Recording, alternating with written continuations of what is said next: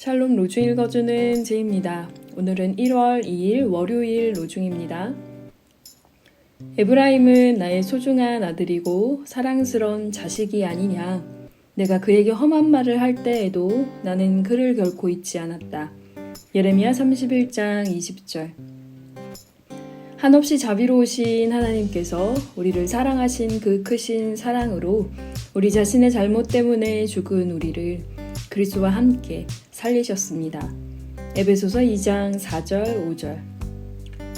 주님과 함께 살아가는 하루 되세요. 샬롬 하울람.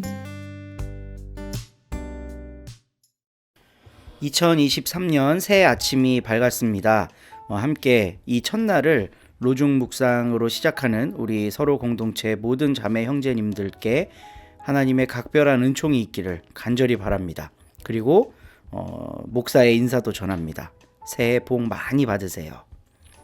우리가 바라는 복이란 신앙의 세례를 받은 성령님께서 기뻐하시는 그런 복입니다. 오늘 우리가 함께 읽은 로중 말씀과 가르침의 본문을 보면요, 하나님이 우리를 자식으로 생각하신다는 거예요. 그리고 그 자식이 잘못한 것 때문에 예수 그리스도를 이 땅에 보내셔서 죽이시고 그것으로 우리의 모든 죄값을 대신하셨다라고 말하고 있습니다. 그리고 그걸로 끝난 게 아니라 영적으로 죽어있는 우리를 그리스도와 함께 살리셨다. 바울이 이렇게 에베소 교회 교인들에게 복음의 메시지를 전하고 있어요. 새해 복 많이 받으세요 할 때 우리가 말하는 복이 바로 이런 복입니다. 하나님의 자녀가 되는 복, 하나님의 자녀가 되어서 우리가 서로 형제 자매가 되는 복, 무엇보다 죽어있던 우리의 삶과 우리의 영혼이 예수 그리스도와 함께 다시 살아남으로 생명을 누리는 그 복, 이 복 많이 받으시는 2023년 한 해 되시기를 간절히 소망합니다. 올해도 새 한글 성경 신약을 계속해서 읽을 거예요. 작년에 1월 2일 날 시작해서 12월 30일까지 복음서부터 요한계시록 22장까지 싹 다 읽었어요. 어떻게 그렇게 딱 맞는지 마지막 날 요한계시록 22장을 읽을 수 있었습니다. 올해도 마가복음 1장부터 차곡차곡 읽을 거고요. 첫 번째 낭독자는 홍승만 목사님이십니다. 대전에서 목회하고 계시고 선교학 전공자이신데 우리 서로 공동체 온라인 교인으로 함께하고 계십니다. 목사님 낭독하실 때 함께 읽으시고 많은 은혜 누리시기를 바랍니다. 좋은 하루 되세요. 마가복음 1장. 예수 그리스도 곧 하나님의 아들의 복음의 시작. 예언자 이사야의 글에 이렇게 적혀 있다. 보라, 나의 소식꾼을 너보다 앞서 보낸다. 그가 너의 길을 마련할 것이야. 광야에서 외치는 이의 소리이다. 너희는 닦으라 주님의 길을, 곧게 만들어라 주님 걸으실 좁은 길들을. 그와 같이 요한이 광야에 이르러 세례를 주었다. 또 선포하기를 회개하고 세례를 받아 죄를 용서받으라고 했다. 그러자 온 유대아 지역 사람들과 예루살렘 주민 모두가 요한한테 나아갔다. 그리고 요르단강에서 그에게 세례를 받으며 자기들의 죄를 털어놓았다. 요한은 낙타 털가죽을 걸치고 가죽띠를 허리에 두르고 있었다. 그는 메뚜기와 들 벌꿀을 먹고 살았다. 요한이 선포했다. 나보다 더 힘있는 분이 내 뒤에 오십니다. 나는 허리를 굽혀 그분의 샌들끈을 풀어드릴 만한 사람도 못 됩니다. 나는 여러분에게 세례를 줍니다. 물로요. 그러나 그분은 여러분에게 세례를 주실 것입니다. 성령으로요. 그 즈음에 예수님이 갈릴레아의 나사렛에서 오셨다. 그러고는 요르단강에 들어가 요한에게 세례를 받으셨다. 곧바로 예수님이 물속에서 솟아오를 때에 보시니 하늘이 찢어지고 성령님이 비둘기처럼 예수님에게 내려오셨다. 또 하늘에서 소리가 났다. 너야말로 사랑하는 내 아들이야. 난 네가 좋아. 곧바로 성령님이 예수님을 광야로 내모신다. 예수님이 40일 동안 광야에 계시면서 사탄에게 유혹을 받으셨다.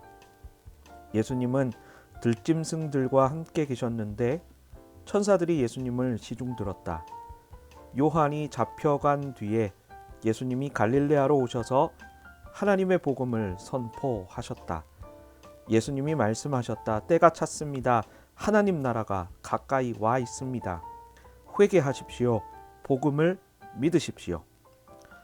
예수님이 갈릴레아의 바닷가를 지나가다가 보시니 시몬과 시몬의 형제 안드레가 바다에서 그물을 던지고 있었다. 그들은 어부였다. 예수님이 그들에게 말씀하셨다. 나를 뒤따라오세요.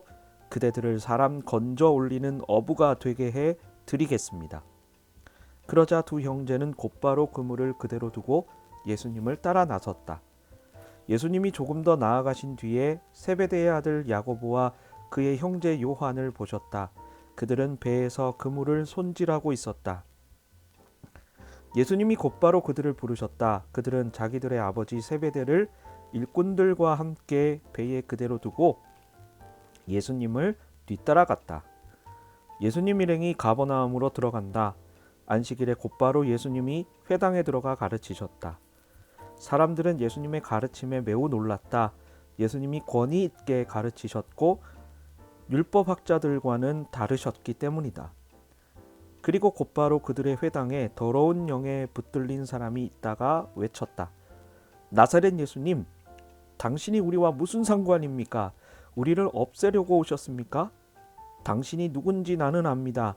하나님이 보내신 거룩한 분이시지요. 그러자 예수님이 그 영을 꾸짖으셨습니다. 입 다물어라. 그 사람한테서 나와라.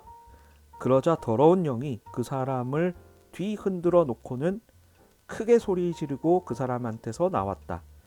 사람들이 모두 놀라 자기들끼리 의논하며 말했다. 이게 무슨 일이야? 처음 듣는 가르침인데 권위가 있구나.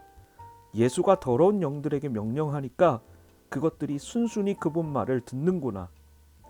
예수님의 소문이 곧바로 갈릴레아 둘레 온 지역에 두루 퍼져나갔다. 예수님이 곧바로 회당에서 나와서 시몬과 안드레의 집으로 가셨다. 야고보와 요한과 함께였다. 시몬의 장모가 열병에 걸려 들어 누워 있었다. 사람들이 곧바로 예수님께 그런 사정을 말씀드렸다. 예수님이 다가가서 그 손을 잡아 일으켜 세우셨다. 그러자 열병이 그를 떠났다. 시몬의 장모는 예수님 일행을 섬겼다. 해지고 날 저물었을 때 사람들이 모든 아픈 사람들과 귀신 들린 사람들을 예수님께로 데려왔다. 온 도시 사람들이 문 앞에 모여들었다. 예수님이 이런저런 질병에 걸린 사람들을 많이 고쳐주시고 귀신들도 많이 쫓아내셨다. 그러나 예수님은 귀신들이 말하게 내버려 두시지 않았다. 예수님이 누구신지 귀신들이 알고 있었기 때문이다. 아직 어둠 짙은 새벽이었다. 예수님이 일어나 외떨어진 곳으로 나가서서 거기서 기도하고 계셨다. 시몬과 그의 일행이 서둘러 뒤쫓아갔다. 그들이 예수님을 찾아내서 말씀드린다. 모두들 선생님을 찾아다니고 있습니다. 그러자 예수님이 그들에게 말씀하신다. 다른 데로 갑시다. 가까운 여러 작은 도시로요. 거기서도 말씀을 선포해야 합니다. 나는 이 일을 하러 왔으니까요. 이렇게 하여 예수님은 온 갈릴레아에 다니며 그들의 여러 회당에서 말씀을 선포하시고 귀신들을 쫓아내셨다. 그런데 심한 피부병을 앓는 사람이 예수님께로 와서 무릎을 꿇고 사정사정한다. 당신께서 해주실 마음만 있으시면 저를 깨끗하게 해 주실 수 있습니다. 예수님은 가슴이 아프셨다. 그래서 손을 내뻗어 그에게 대셨다. 그리고 말씀하신다. 그럼요, 그렇게 해드리지요. 깨끗해지기를 바랍니다. 그러자 곧바로 심한 피부병이 그 사람한테서 떠나갔고 그가 깨끗해졌다. 예수님은 그에게 단단히 주의를 주시고 나서 곧바로 내보내셨다. 그러면서 그에게 말씀하신다. 주의하세요. 아무에게도 아무 말도 하지 마세요.